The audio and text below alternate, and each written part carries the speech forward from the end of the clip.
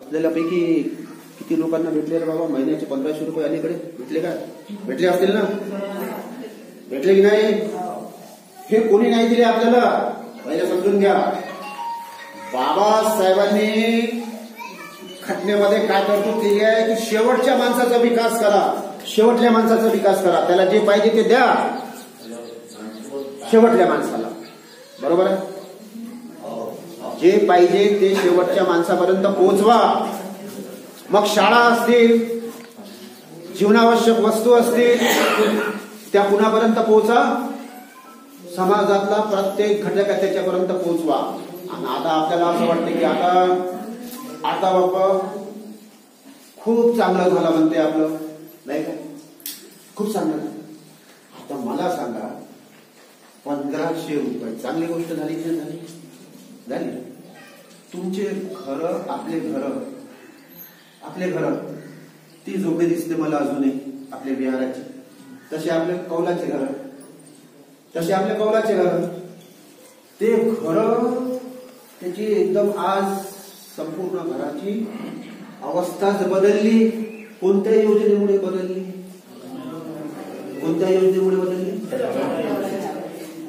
रमाईच्या योजनेमुळे. बरोबर? घरकुल कुणाचं? रमाईचं. किती रुपये किंमत आहे त्याची? 1500 रुपये किंमत आहे. बरोबर आहे? समजून घ्या, मला समजून घ्या मुद्दा. बरोबर आहे? लाखो रुपयाची किंमत आहे त्याची. ते घरकुल त्या रमाईच्या त्यागातून मिळालं, त्या रमाईमुळे मिळालं. ते कोणा सरकारनं दिलं का आपल्याला? समजून घ्या, फरक समजून घ्या. नाही आजकाल टीव्हीचं बटन उघडलं की 2 चांगले आपल्याला दाखवतात महिला. मोठा एवढी खुश कशी? 1500 रुपये भेटले. मग हे सरकार गेलं म्हणजे काय होईल त्या 1500 रुपयाचं?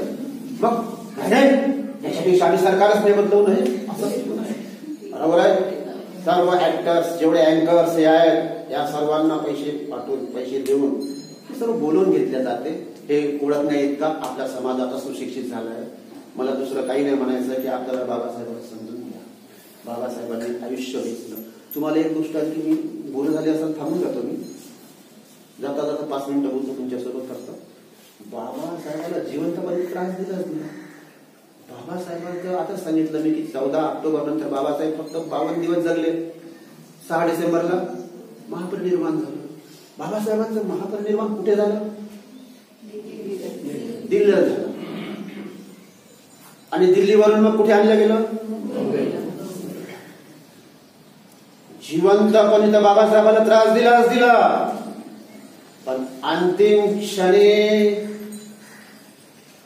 अंतिम संस्कार करायला देखील विरोध करणारे हेच होते.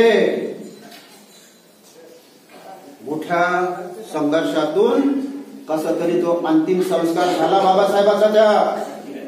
त्याच्यामुळे आज आपल्याला वाटते की चैत्यभूमी, बरोबर आहे, पण त्या चैत्यभूमीवर देखील बाबासाहेबांचा संस्कार होऊ नये म्हणून त्रास घ्यावा लागला.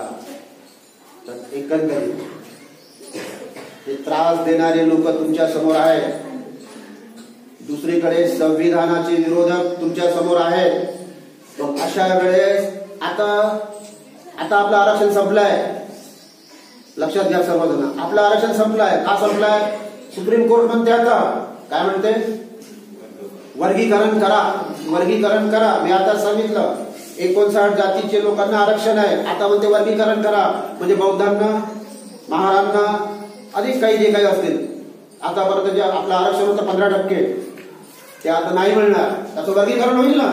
5 त्याला द्या, 2 त्याला द्या, 3 त्याला द्या, असं करता त्याच्यात आणखी सांगितलं क्रीमी लेअरची अट आहे. म्हणजे कोणती उत्पन्नाची अट आहे, मर्यादा आहे. आमच्या घरातला एक व्यक्ती जर नोकरीला लागला असेल आणि त्याचं उत्पन्न, एखाद्या मोठ्या पदावर व्यक्ती लागला नोकरीला, तुम्हाला माहित आहे आमचे कॉलेजचे लोक आहेत जे शिकत असतील, आपल्या नोकऱ्या करत असतील, 1 लाख रुपये पगार आहे जवळपास त्यांना. किती लाख रुपये पगार आहे? सिनियर कॉलेजच्या लेक्चररला 1 लाखाच्या वर पगार आहे. 1 लाखाच्या वर पगार आहे. भालेराव सर इथे आहे. किती रुपये पगार आहे? 1 लाखाच्या वर आहे. पहा विचार करा. या क्रिमिलेअर मुळे काय झालं आता? यांचं उत्पन्न 1 लाख रुपये महिना पकडला तर 12 महिन्याची किती होतील? 12 लाख. आणि मर्यादा कितीची आहे? फक्त 8 लाखाची. बरोबर आहे. त्या मर्यादेत ते बसले. त्यांच्या घरातला त्यांचा कोणी पोरगा असे शिकणारा उमेदीतला त्याला नोकरी मिळणार आहे? त्याला नोकरी मिळणार आहे का? नाही मिळणार आहे. आणि अशा प्रकारे हे षडयंत्र रचणारे कोण आहे? विद्यमान की ज्यांनी सुप्रीम कोर्टाच्या माध्यमातून सर्व. आता सुप्रीम कोर्टाचा आदेश आहे. आलं की नाही आपलं आरक्षण धोक्यात? आलं आरक्षण. कोणी आवाज देते? कोणी आवाज देते? कोणीच आवाज देत नाही याच्यावर. बरं झालं म्हणते. कारण की फायदा घेणारे कोण होते? सारे हेच होते. अशी एकंदरीत अवस्था आहे. माझी हात जोडून विनंती आहे की हे जर थांबवायचं असेल तर एकाएकी थांबणार नाही. या आमच्या जुन्या लोकांनी कष्ट केल्यामुळे हे भेटलं. आता आपल्या तरुण लोकांचं जे तुमच्या तरुण लोकांचं काम आहे की तुम्ही काहीतरी त्याग कराल तर तुमच्या नवीन पिढीला काहीतरी भेटणार आहे याची जाणीव आपण ठेवा. आणि 20 तारखेला जाताना तुम्ही म्हणत बाप्पा इथं बुद्ध वंदना होय आणि इथं तुम्ही सांगून राहिले हे 20 तारखेला जाणार आहे ना मतदान करणार आहे. हेच धम्मदेश नाही. आता लक्षात घ्या. हेच धम्मदेश नाही की आपले शत्रू कोण आहेत त्यांना ओळखा. मी तुम्हाला म्हणणार नाही पण अगदी बाबासाहेबांचे छावे, सिंहाचे छावे, सिंहाचे छावे जिवंत आहेत का? बाबासाहेब नावाच्या सिंहाचे छावे जिवंत आहेत का? कोण आहे? एकटाच माणूस लढून राहिला. कशासाठी? थांबलं पाहिजे म्हणून. हा निर्णय थांबला पाहिजे म्हणून, बदलला पाहिजे म्हणून. बाकीचे सारे आपल्या विरोधामध्ये. एकटाच माणूस. माझी विनंती आहे तुम्हाला सर्वांना. पटलं, तुमच्या लक्षात आलं, समजून घेतलं असेल तर 20 तारखेला आपलं लोक बाबासाहेबांनी दिलं आहे. बुद्धी आपल्याला बाबासाहेबांनी दिली आहे, भगवान बुद्धाने दिली आहे. आपल्या राजाला ओळखा. मागच्या 15 दिवसात आपला राजा कुठं भरती होता? ICU मध्ये होते. 4-5 दिवस ट्रीटमेंट घेतली आणि बाहेर निघाले. चिंता आहे त्यांना अजूनही आपली. तेव्हाही बाबासाहेब आंबेडकरांना आपली चिंता होती. आजही त्या सिंहाच्या छाव्यांना आपली चिंता आहे. आपण समजून घेणार की नाही घेणार? शेवटी तुम्हाला अधिकार आहे, तुमचा स्वतंत्र आहे. आपले लोक शिकल्यामुळे खूप महान झाले. आणि कायले मत फुकटात वाया जावं लागते. तो येते का निवडून? त्याच्यापेक्षा याने त्याला निवडून येणार आहे नाही का? पहा, अशी आपली दिशाभूल होते आहे. म्हणून माझी विनंती आहे की सिंहाचे छावे अजून जिवंत आहे. बाळासाहेब, आम्हाला बाळासाहेब माहिती, आम्हाला बाबासाहेब माहित आहे. आपल्याला बाकी माहित नाही कोण उभा आहे, मलाही माहित नाही अजून. पण मला एक माहित आहे. काय माहित आहे की बाळासाहेबांनी एक सिलेंडर आहे. पाहिलं का तुम्ही सिलेंडर? मग आमचं म्हणणं आहे, बाबासाहेबाला समजून घ्यायचं असेल, बाळासाहेबाला समजून घ्यायचं असेल, उमेदवार कोण उभा आहे काय माहिती. सिलेंडरचं बटन दिसत, त्याच्यावरचं मत कुणाला जाईल? एवढं. बाकी काय नाही. काय घेणं आहे, काय देणं आहे तुम्हाला वेगळा आहे. बरोबर.